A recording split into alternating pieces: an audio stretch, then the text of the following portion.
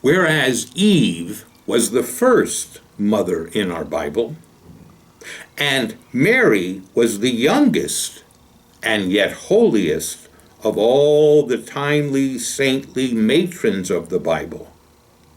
There was a third woman who started out with the name Sarai, and she was Father Abraham's wife.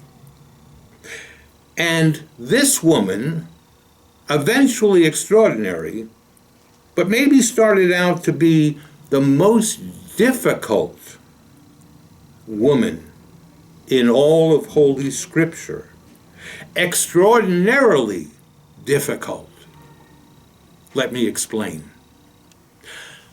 Before I do, I'm Reverend Paul Tuttle, retired Presbyterian minister, and it's my privilege and opportunity to share these devotions with you when I take my turn, usually about every 4 weeks or so. I call Sarai, her original name, difficult. Difficult for both good and difficult for both bad qualities. And interestingly, it's in her name.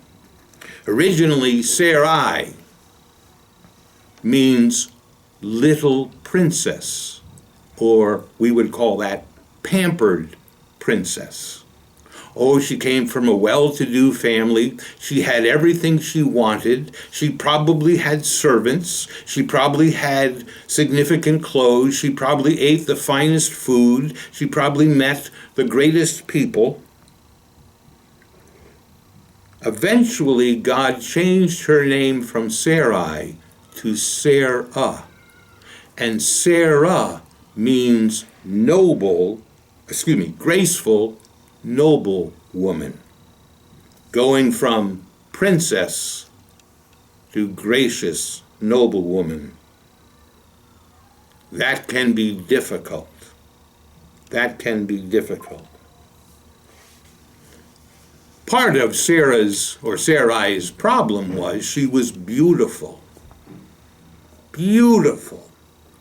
And anybody who saw her, women as well as men, loved her beauty and knew they were in the presence of just a beautiful woman, both in countenance, in body, and in behavior. And she was refined, and she knew how to handle things and make decisions and treat people. She was beautiful in her looks, but she was also beautiful in her personality and her ability to, as I said, to treat people. I knew she was somehow tangled with Abraham and Abraham's family. What I didn't know, and I believe that I found this through another source, that Abraham and Sarah shared the same father. Different mothers, but the same father.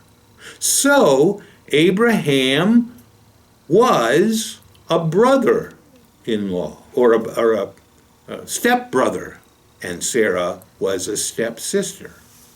Little later on, when Sarah's beauty would attract royalty and people who wanted to be with her, and maybe even the kings who thought they might be able to, be very friendly with Sarah, if you know what I mean, and do away with Abraham and kill him off, and which was a common practice, and therefore they could take Sarah and her beauty and make her part of their harem.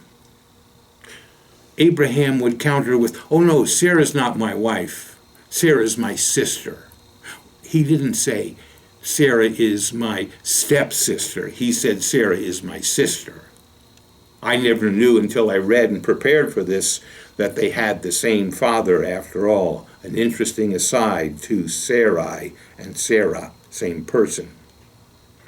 As I said, everything seemed to come easy for Sarah, except the most important thing in a woman's life in the ancient world, getting pregnant and bearing children or a child. So Sarah was not blessed with Eve's pregnancy or with Mother Mary's teenage pregnancy.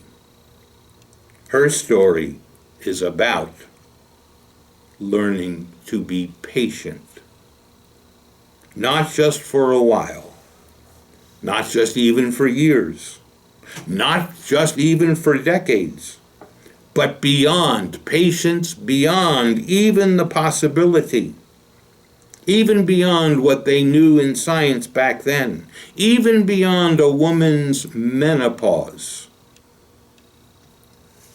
But even God uses having and developing relentless patience to further his plans to come into fruition. And Sarah dutifully followed Abraham, put aside the easy life, and became the nomadic wife and partner of Abraham. All the time learning to be even more patient as she herself would not conceive, even as difficult as this was. Oh, it took time. Oh no, it took years. It even took a plot that Sarah dreamed up herself, even to encourage her beloved husband Abraham to have a child and fulfill the covenant and promise through her female servant Hagar. You can look that up in the book of Genesis, the 16th chapter, when you get a chance. And very later in life, way beyond childbearing years, even an infamous laugh escaped Sarah's lips when she heard for the umpteenth time the promise that Abraham would be the father of a new nation.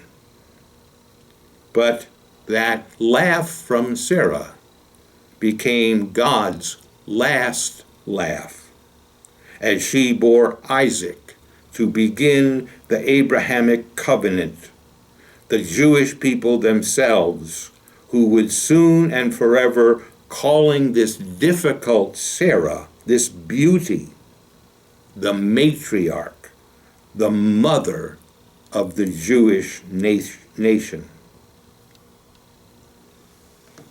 A difficult Sarah, facing lots of difficulties, particularly not being able to bear children. This difficult Sarah became the mother of the chosen nation of Israel that God chose. The last devotional this week is about another Jewish nation's greatest woman, the greatest evangelist that the Jewish people have ever known, the greatest woman, who probably, when young baby Jesus walked by, probably just squeezed his little toes a little bit, just a little touch, because she had been waiting for the Messiah to be born all of her widowed life. I'll tell you more about her tomorrow. Have a good day.